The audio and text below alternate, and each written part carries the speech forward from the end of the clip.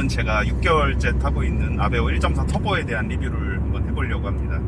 6개월 동안 4,000km 정도 탄 것 같고 수동 모델입니다. 15년식이고 아베오는 최초에 11년도에 출시가 됐는데 이때는 이제 1.6L 자연흡기 엔진을 얹고 있다가 그 후에 한번 엔진만 바뀌면서 1.4 터보 모델이 나오게 됐죠. 1.4 터보 모델은 6단 수동입니다. 사이즈는 거의 스파크랑 비슷해서 고속도로 톨게이트나 주차장 같은데 이제 유인정산소에서는 이게 스파크 아니냐고 경차 할인 받아야 되는 거냐고 항상 물어볼 정도로 사이즈가 작게 보입니다.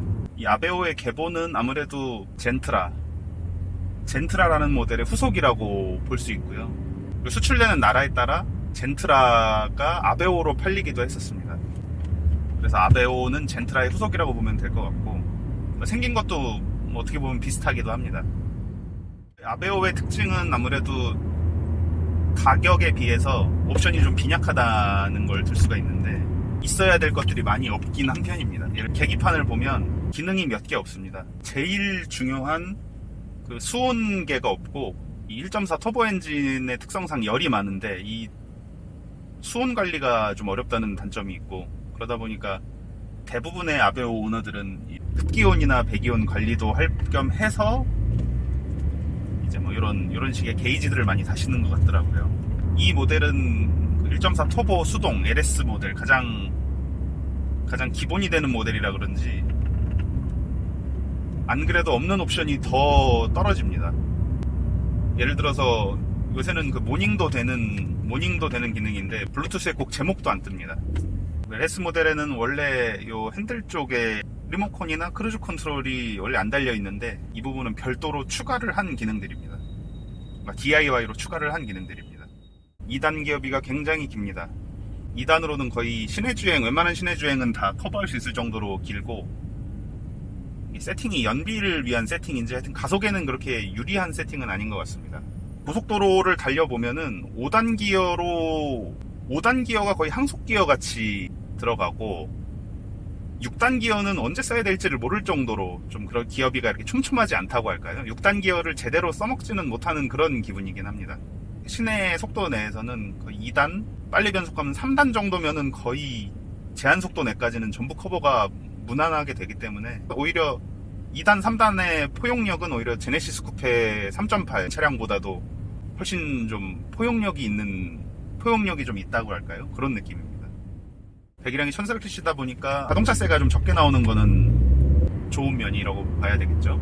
연비는 시내 주행만 했을 때는 리터당 한 10km 전후 정도 나오는 것 같고 고속도로 주행만 했을 때는 한 14km 정도? 그래서 복합으로 생각하면 한 12km? 지금도 거의 12km 정도의 평균 연비를 마크하고 있는데 그 정도로 보시면 될 것 같습니다. 아무래도 터보차다 보니까 이게 안 밟을 수가 없고 연비가 극치고는 좀 이렇게 좋진 않은 것 같습니다. 그래도 그러니까 연비만 생각하신다면 더 좋은 대안이 또 있지 않나 싶긴 한데 그러니까 연비가 차체 크기 대비해서는 연비가 그렇게 막 좋진 않은 것 같긴 합니다. 대신에 이제 뭐 제로백 같은 걸 찾아보면은 거의 뭐 8초대 그 정도로 시내에서는 충분히 민첩하게 재밌게 탈 수 있습니다. 이 계기판에 친절하게 시프트 그 업 인디케이터가 있습니다. 근데 기어 단수는 별도로 표기되진 않고요. 그냥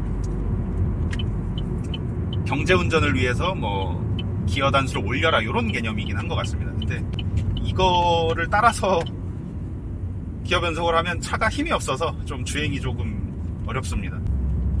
이 기어 변속감은 제네시스 쿠페 수동보다는 옛날에 그 투스카니 L24 6단 수동이랑 오히려 좀 많이 비슷한 것 같고요.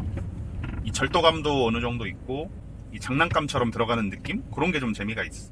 순정서스의 휠만 그 오주 슈퍼트리스모 17인치 휠로 바꾼 차량인데 그러면 거의 순정하고 비슷하다고 봐야 되는데 통통 튄다고 할까요? 그냥 차급에 맞는 그런 승차감입니다. 뭐 더 안락하다거나 뭐 그런 느낌은 없고 그냥 일반적인 소형차 승차감입니다. 근데 고속에서 뭐 불안하진 않습니다. 고속도로에서 뭐 고속으로 달려도 초고속으로 달려도 충분히 잘 잡아줍니다. 요철이 나오든 고속 코너링을 하든 흔들림 없이 잘 잡아줍니다. 그래서 와인딩에서도 낭창낭창거리지 않고 잘 잡아주는 건 되게 좋은데, 머리가 많이 무겁고 휠베이스가 짧다 보니까 좀 주의하지 않으면은 휙휙 잘 도는 특성이 있다 그러더라고요. 근데 그거는 뭐 머리가 큰 해치백의 어쩔 수 없는 공통적인 특성 아닌가 싶긴 합니다. 그런 거는 주의를 하면서 타야겠죠, 아무래도. 이 세그먼트의 특성을 다 가지고 있긴 합니다. 그러니까 승차감이나 아니면 뭐 풍절음, 100km, 시속 100km를 넘으면 뭐 풍절음이 많이 들어온다든지.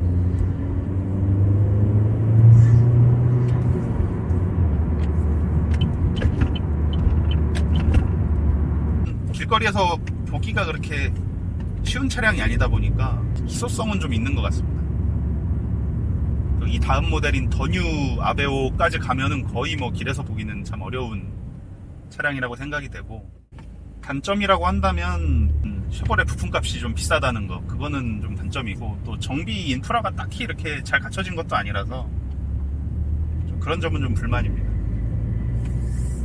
그리고 제일 문제점이 요 아베오에 들어가 있는 1.4 터보 엔진이 기존 1.6 모델에 있었던 뭐 냉각수와 엔진오일 혼유 문제 이런 거는 없습니다. 이런 거는 거의 확인이 안 되는데, 근데 문제는 그 1.4 터보 엔진의 경우에는 이 냉각수 줄어듦, 그러니까 열 관련된 문제를 가지고 있습니다.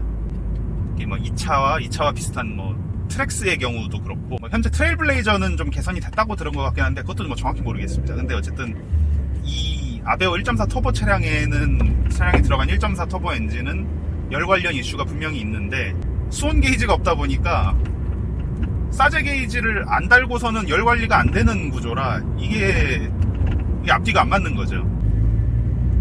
뭐 1.6이든 1.4 터보든 고질병들이 있고, 그게 언젠가는 터진다고 생각을 하면 됩니다. 예를 들어서 뭐 1.6 모델의 경우에는 냉각수 혼유 문제, 이거는 반드시 터지게 돼 있고, 1.4 터보는 냉각수 관련 문제, 이거는 관리를 철저히 안 하고 예방 정비를 안 하면 언젠간 터질 수밖에 없습니다.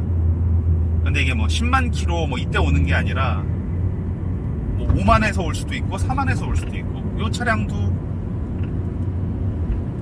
제가 인수하고 한 4만 3천 킬로 정도 됐을 때 그 냉각수 줄어든 문제가 있어서 이제 정비소 가서 확인을 해보니까 그 워터펌프에서 누수가 있더라고요. 그래서 워터펌프를 이제 교환을 했습니다. 금액은 거의 뭐 냉각수 전체 교환 다 포함해서 한 4-50만원 정도 소요가 됐고, 그러니까 이게 복합적인 문제가 생기는 겁니다. 첫 번째로는 차량 자체에 열 문제가 있는데, 이거를 잘 관리하기 위한 수온계가 안 달려 있고, 그러다 보니까 이 냉각장치 부분에서 문제가 터지게 되면 수리를 해야 되는데 부품값이 비싸다 보니까 수리하는데 부담이 되고, 이 악순환의 고리, 뭐 이렇게 봐야 되겠죠. 또 다른 문제점은 이것도 냉각계통인데, 1.4 터보의 경우에는 그 냉각계통의 압력이 되게 고압이라고 하더라고요. 그러다 보니까 냉각수통 크랙 현상이 빈번하게 발생을 하고, 이것도 언제 터질지 모르지만 대략적으로 뭐 4만에서 5만 정도, 5만 킬로 정도에는 한 번씩 터진다고 하더라고요. 그래서 보통은 이제 냉각수통이 터졌을 때 정비소 가서 전체적으로 냉각계통을 점검한 다음에 뭐 워터펌프나 그런 걸 한꺼번에 보통 교환을 하시는 그런 순서대로 하시더라고요. 냉각계통 전체를 한꺼번에 정비를 하다 보면 돈이 꽤 많이 나갑니다. 뭐 싸게 해도 6, 70은 나갈 것이고, 뭐 비싸게 하면은 뭐 7, 80도 나갈 수 있겠죠. 이 오버히트 상태에서 어쩔 수 없이 주행을 하다 보면은 헤드 쪽 변형도 올 수 있다고 하더라고요. 헤드 쪽이 알루미늄이다 보니까 헤드 쪽 변형이 생길 수가 있다고 하더라고요. 그러면 이제 수리비는 거의 안드로메다로 가는 거죠.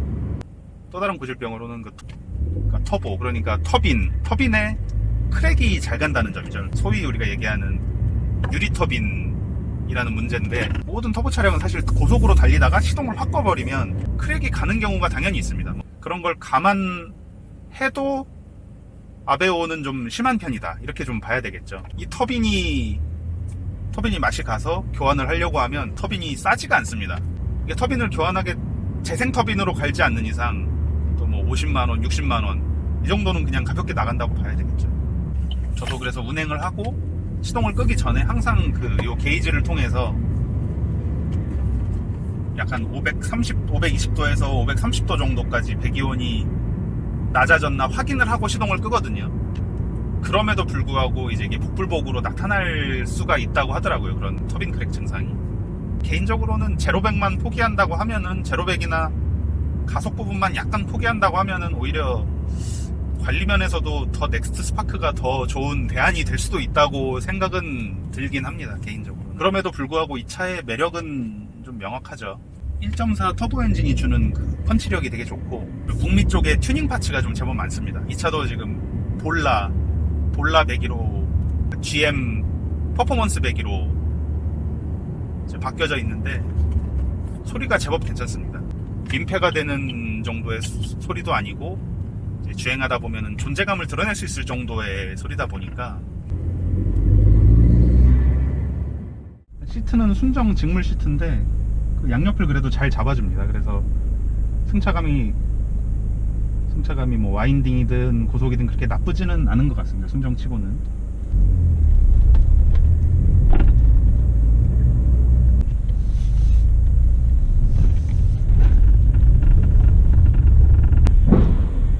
깡통 모델은 라이트도 오토가 아니라 수동입니다. 그래서 깜빡하고 자꾸 켜놓고 내리게 되는데, 일단 내리면 뭐 경고음을 울려주긴 합니다. 뭐 띠링띠링하고 울려주긴 하는데 21세기에 조금 곤란하긴 하죠, 이런 너무 빈약한 옵션들은. 그러니까 결론적으로 이 차는 그런 분한테 어울릴 것 같습니다. 가벼운 펀카를 찾으시는데 차량에 대한 관리도 어느 정도 할 수 있다, 이런 분들한테 좀 어울릴 것 같고, 나는 좀 희소성 있는 차를 타보고 싶다, 희소성 있는 펑카를 좀 타고 싶다 하는 분들한테 좀 많이 어울릴 것 같습니다.